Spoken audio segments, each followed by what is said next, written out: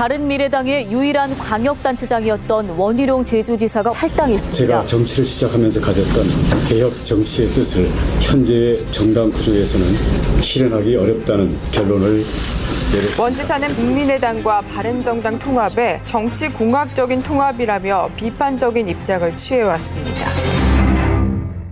예, 원희룡 제주지사 결국은 바른미래당을 탈당했습니다. 무소속으로 제주지사 선거에 출마를 하는 거죠. 실은 바른미래당의 유일한 지자체장이었고요. 또 유력한 제주지사 후보였기 때문에 바른미래당은 상당히 허탈해하고 있고 또 다른 당에서는 이해득실을 분주히 따지는 모습인데요. 원희룡 지사, 고심이 그렇게 깊었던 이유는 뭔지, 또 끝내 무소속을 택한 이유는 뭔지 오늘 직접 들어보겠습니다. 원희룡 지사님 안녕하세요. 네, 안녕하세요. 결국은 하셨네요. 탈당. 네. 네. 오랜 고뇌가 있었습니다.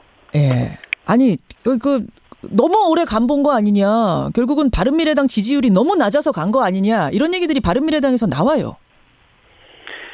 바른미래당 지지율이 높았던 적이 언제 있습니까? 예. 그건 아니고요. 예.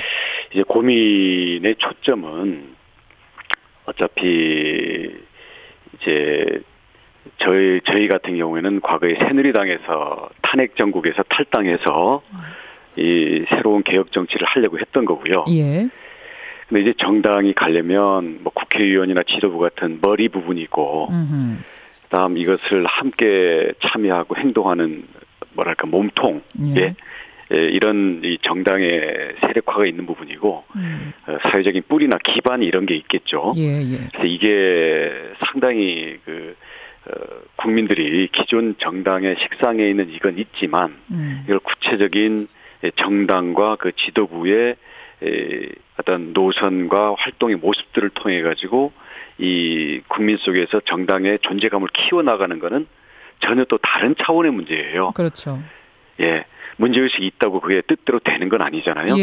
그래서 바른 정당의 원래의 취지를 갖고도 존재감을 충분히 갖추는데도 굉장히 버거운 상황이라고 봤는데 여기에다가 국민의당이 합쳐진 거예요. 근데 몸통으로 가면 아주 이질적이고요.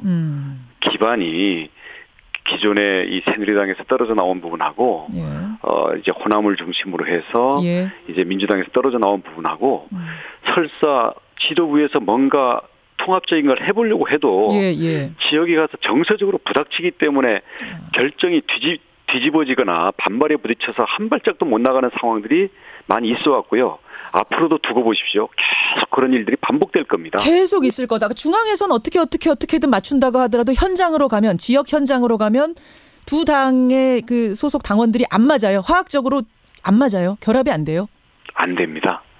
물론 절대 안 된다는 건 아닌데 그런 정치 작업들이라든가 그런 이 큰 정치적인 계기 없이 예를 들어서 원내교섭 단체를 확보하기 위해서 또는 지방선거에서 어떤 기본적인 후보들을 내기 위해서 이게 기계적으로 결합하다 보니까 이제 핵심 요소들이 빠진 채로 통합이 되니까 더 어려워지는 거죠. 근데 그래서 유승민 대표가 끝까지 말렸다면서요. 조금만 기다려주십시오.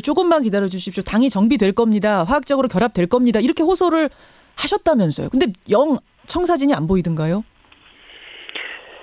그건 뭐 최근에 한 얘기가 아니라 그 합당 과정에서부터 제가 반대를 했고 이런 견해에 대해서 얘기를 했기 때문에 아무튼 특히 바른정당에서 함께했던 부분들은 과거에 그 탄핵 정국에서 탈당할 때도 정말 고심의 그 결단들을 내렸던 거기 때문에 가급적이면은 서로의 노력이나 고민들에 대해서 충분히 들어보려고 했던 거고요. 이제 현재 우리 유승민 대표나 우리 안철수 위원장 같은 경우에도 지방선거에 각 시도에서 전부 나가자는 안도 중간에 나왔었고요. 공개됐는지는 모르겠지만 그런 얘기 나왔었죠. 지자체장 후보 다 내겠다. 그런 얘기를 하면서 기다려달라고 할 때야.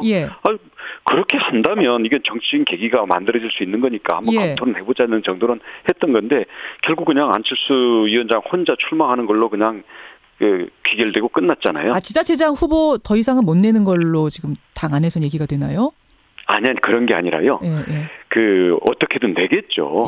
근데 예를 들어서 뭐 유승민 대표라든지 아니면 이제 호남에 있는 나름대로 그 중량급 있는 부분들이라든지 해서 의원들이 의원직 내던지고 가는 정도. 제가 그 부분에 대해서 요구를 했던 것도 아니기 때문에 제가 이렇다 저렇다 말하기는 어렵고요. 근데 당 쪽에서는 그런 것들도 있을 수 있으니까 아무튼 모든 카드에 대해서 검토를 해보자라고 했던 그런 상황에서 제가 그것을 어차피 당장 탈당한다고 해서 내가 그게 탈당 안 하면 못하는 그런 그 상황도 아닌데 그런 점에서 충분히 그 의견을 서로 주고받고 고민을 함께 하려고 했던 거고요. 그래서 시간이 좀 길어진 거죠. 그러면 유승민 대표가 말하자면 대구지사 같은데 대구시장 같은데 출마하는 거 카드도 가지고 고민했던 거군요. 원래는 서울시장으로 얘기가 됐었죠. 유승민 대표가 유승민 대표가 서울시장 안철수 전 대표 아니고요. 예. 그 정도까지 다 던지고 도전하는 거 그러면 나도 제주도 오케이 바른당으로 가겠다 했던 건데 그런 것들이 불반되면서 좀 실망감 같은 걸 느끼셨던 거예요? 그런 건 아니고요. 다시 말씀드리면 저는 합당 과정 자체부터 이건 될 수 없는 답이 없는 합당이다라고 보고 있었기 때문에 같이 갈 수 없다라는 입장을 계속 개진을 했던 거고요. 근데 이제 당 지도부에서는 이제 그런 걸 모르는 건 아닌데 어차피 정치란 게 만들어가는 거 아니냐. 아무튼 방법을 내볼 테니까 기다려라. 아무튼 시간을 좀 갖고 얘기를 더 해보자. 그러다 보니까 고민이 깊어졌다. 그래서 그런 것들을 그런 것들 얘기해 보자는데 얘기를 못 해볼 이유가 없죠. 그래서 했는데 지금은 특히 지방선거를 앞두고 일정이 이제 정해져 가면서 과거에 얘기가 됐거나 고민이 됐던 부분들이 이제 가부간에 결론이 날 부분들은 거의 다 났기 때문에 알겠습니다. 저도 결론을 내야 되는 거죠. 알겠습니다. 이런 말씀 어제 하셨더라고요. 현재의 특정 정당에 매이지 않고 당파 진영의 울타리도 뛰어넘어서겠다. 이런 포부를 밝히셨던데 말하자면 이번 선거뿐만 아니라 선거 후의 정치 상황 즉 우리의 정당 구도가 뭔가 이래서는 안 된다. 재편돼야 한다라는 이런 생각까지 염두에 두고 지금까지 행동하셨다고 봐도 되는 겁니까? 네. 고민은 그쪽으로 다 있습니다. 지방선거 후에 그럼 지금 이 정당들 모습이 그대로 있지는 않을 거라고 내다보세요? 이대로 갈 수가 없을 거라고 봅니다. 갈 수가 없습니까? 왜냐하면 정당이라는 게 정당 구조에다가 국민이 어쩔 수 없이 따라가는 거는 한시적인 거예요. 결국 우리 시대에 우리 사회가 요구하는 것들에 대해서 정치적으로 어느 한쪽 당이 다 대변할 수는 없거든요. 우리 사회가 이미 다양하고 복잡하고 모든 그 미래의 방향에 대해서도 여러 가지 그 방안과 갈래들이 있을 수 있기 때문에 그런 사회의 요구가 있으면 그에 부응하기 위한 정치의 움직임과 변동은 있을 수밖에 없는 거고 있어야 되는 거죠. 그래요. 재편이 될 것이다. 이대로 살아남기는 어려울 것이다. 그럼 어떤 식의 재편이 우리 정치를 위해서 바람직하다고 보십니까? 우선은 대권 주자들을 중심으로 해서 3개, 4개 이렇게 갈라지는 거는 바람직하지 않다고 생각을 하고요. 현재 아무튼 그 민주당 중심의 이 부분이 현재 국정 운영도 주도권을 쥐고 있고 또 그동안의 특히 탄핵을 거치면서 국민 속에서 어떤 이 시대의 흐름을 상당 부분 대변하고 있는 거 아니겠습니까? 근데 어떠한 민주국가도 한쪽 세력으로만 쏠려서 국가가 갈 수가 없습니다. 국제적인 환경이 그렇고요. 우리 사회의 경제 환경이나 사회의 다양한 요구가 그렇기 때문에 그런 점에서는 어떤 현재의 야권 자체가 과거의 보수 진보의 어떤 그 강론들을 뛰어넘어서 기존의 진보라고 얘기됐던 부분이라든가 아니면 현재 진보 보수 어디에도 속하지 않은 문제들이 참 많아요.